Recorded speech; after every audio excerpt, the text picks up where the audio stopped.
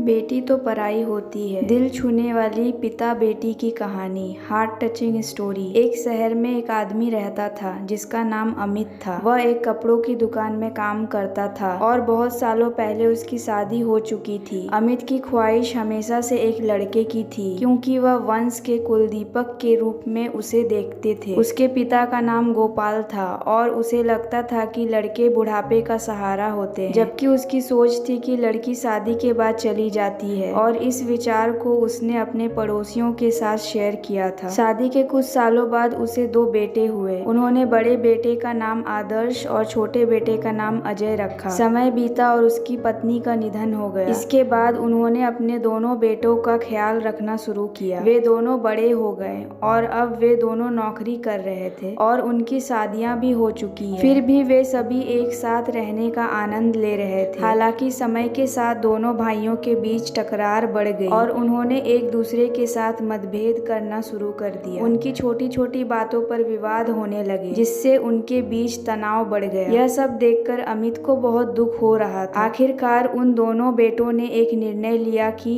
वे अलग रहेंगे और ऐसा करके उन्होंने अपना सब कुछ अलग कर दिया। जब यह सवाल आया पिताजी का ख्याल कौन रखेगा, तो उन्होंने मिलकर तय किया कि दोनों बेटे एक एक महीना अपने पिता का ख्याल रखेंगे। इस तरह अमित पहले एक बेटे के साथ 1 महीना रहने लगे, फिर दूसरे बेटे के पास 1 महीना बिताने चले गए। लेकिन जैसे जैसे समय बीतता गया वैसे ही उनके बीच झगड़े बढ़ने लगे। बहू और बेटों के बीच झगड़ा बढ़ता गया और उनके बीच की अनबन का कारण अमित रहने लगे। अमित को यह बात अच्छे से समझ में आ गई कि उनके बेटों के घर में झगड़े का कारण अब अमित के रहने के तरीके पर था। अब अमित को पुरानी बातें उनके दिमाग में आने लगी। उसे अपने जीवन में की बड़ी गलतियों को समझ आने लगा, लेकिन इस समय उन सब बातों को सोचने का कोई फायदा नहीं था। अंत में उसके दोनों बेटों ने फैसला किया कि पिताजी को वृद्धाश्रम भेजने का। एक दिन वे दोनों पिताजी को साथ लेकर वृद्धाश्रम आए। वहां पहुंचकर उन्होंने सभी फॉर्मेलिटीज पूरी करके पिताजी को वहां छोड़ा और फिर वे दोनों अपने घरों की ओर लौट गए। लेकिन जैसे ही बेटे घर पहुंचे अमित बहुत रोने लगे। उसके बाद वृद्धाश्रम के कई लोगों ने उसे समझाने की कोशिश की, लेकिन उनके आंसू थमने का नाम ही नहीं ले रहे थे।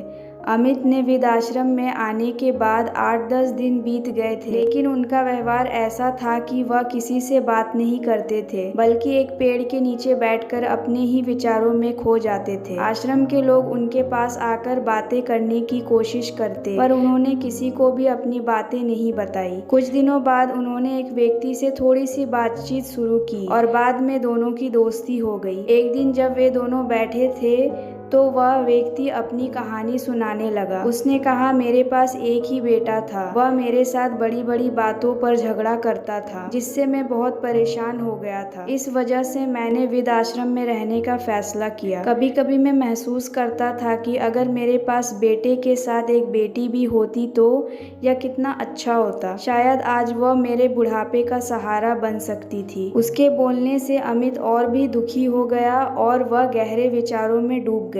अमित की दुखी स्थिति को देखकर उसके दोस्त ने पूछा कि तुम क्या सोच रहे हो? तुम्हारे सामने वो 2 व्यक्ति हैं, जिनमें से एक हमारे वृद्धाश्रम के मालिक हैं, उनका नाम मनमोहन सेठ है, और दूसरा उनकी बेटी है जिसका नाम राधिका है। वृद्धाश्रम का सारा काम राधिका संभालती है। मनमोहन सेठ की यह एकलौती बेटी है। वह बेटी अपने माँ और पिताजी से बहुत प्यार करती है, वैसे ही वह वृद्धाश्रम के हर व्यक्ति से भी प्यार करती है। अमित सिर्फ उसकी तरफ देखता ही रह गया और अपनी दुखी स्थिति को देखकर उसका दर्द और भी बढ़ गया। रात हो गई। हर वृद्ध व्यक्ति अपने अपने कमरे में चले गए और अमित भी अपने कमरे में जाता है। रात के खाने के बाद सब सो गए। अमित को उसके पुरानी गलतियों का एहसास होता है। शादी के बाद जब उसकी पहली बेटी हुई थी तो उसे बहुत गुस्सा आया था। उसने पत्नी की बातों को नजरअंदाज करके बेटी को उठाया और दूर ले जाकर छोड़ दिया, लेकिन अब वो यह सब करके पछताने के सिवाय कुछ नहीं कर सकते थे। अमित को रात भर नींद नहीं आती थी। अगले दिन वृद्धाश्रम में एक छोटा सा कार्यक्रम आयोजित था। हर व्यक्ति जल्दी उठकर अपने कामों को जल्दी खत्म करके दोपहर को सभी लोग हॉल में एकत्रित हो गए। मनमोहन सेठ और राधिका भी वहां पहुंचे। कार्यक्रम शुरू होने पर मनमोहन सेठ का ध्यान कई बार अमित की ओर गया। उसने देखा कि अमित बहुत उदास बैठा था। उसे लगा कि शायद वह ठीक नहीं है। कार्यक्रम खत्म होने के बाद मनमोहन सेठ ने अमित से बात करने के लिए उसके पास गए। उन्होंने उससे उसके दुख का कारण पूछा। तब अमित ने बहुत दुखी मन से अपनी पूरी कहानी को बताया। मुझे भी एक बार पहली बेटी हुई थी, पर मुझे वाकई में उसकी जरूरत नहीं थी। इसके कारण मैं गुस्से में आकर उसे छोड़कर आया था। जब मैंने आपको आपकी बेटी के साथ देखा तो मुझे यह बात समझ में आई कि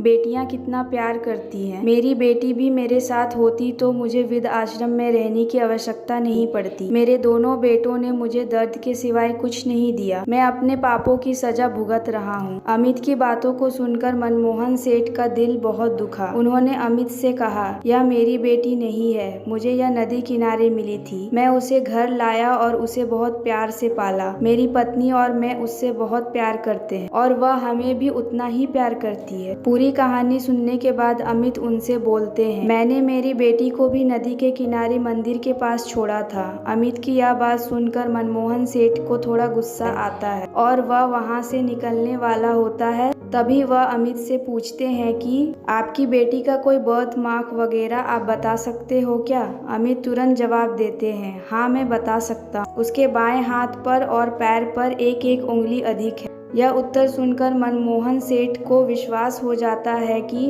राधिका उसी की बेटी है। यह सुनकर मनमोहन सेठ वहां से चले जाते हैं। हालांकि राधिका वहां पहुंचती है और अमित से बोलती है। राधिका दुखी मन से कहती है, मैंने आप दोनों की पूरी बात सुन ली है। आपने मेरे बारे में जो भी कहा वह सुनकर मेरा मन बहुत दुखा है। एक पिता खुद की बेटी के बारे में ऐसा निर्णय ले सकते हैं, यह सोचकर मुझे बहुत बुरा लगा। आपने जो भी किया वह बहुत गलत था। आपने मुझे बेटी बोलने का अधिकार खो दिया है। मैं आपकी बेटी होकर भी आप मुझे रास्ते पर छोड़कर चले गए थे और मैं उनकी बेटी ना होते हुए भी उन्होंने मुझ पर जान निछावर कर दिया। इसीलिए वही मेरे सच्चे पिता हैं। आप इस वृद्ध आश्रम में रह सकते हैं, पर आज आपने उनके सामने जो बोला है वह फिर कभी भी उनके सामने मत बोलिएगा, क्योंकि आज तक मैंने उन्हें इतना दुखी कभी नहीं देखा। इतना बोलकर राधिका वहां से चली जाती है। अमित सिर्फ आंखों में आंसू लेकर उसकी तरफ देखता रहता है और अपने नसीब को दोष देता रहता है। दूसरे दिन सुबह किसी को बिना बताए अमित वृद्ध आश्रम को छोड़कर चले जाते हैं। तो दोस्तों, आपको यह कहानी कैसी लगी हमें कमेंट सेक्शन में ज़रूर बताएं और हमारे चैनल को सब्सक्राइब करें। अपना कीमती समय निकालकर इस कहानी को सुनने के लिए धन्यवाद।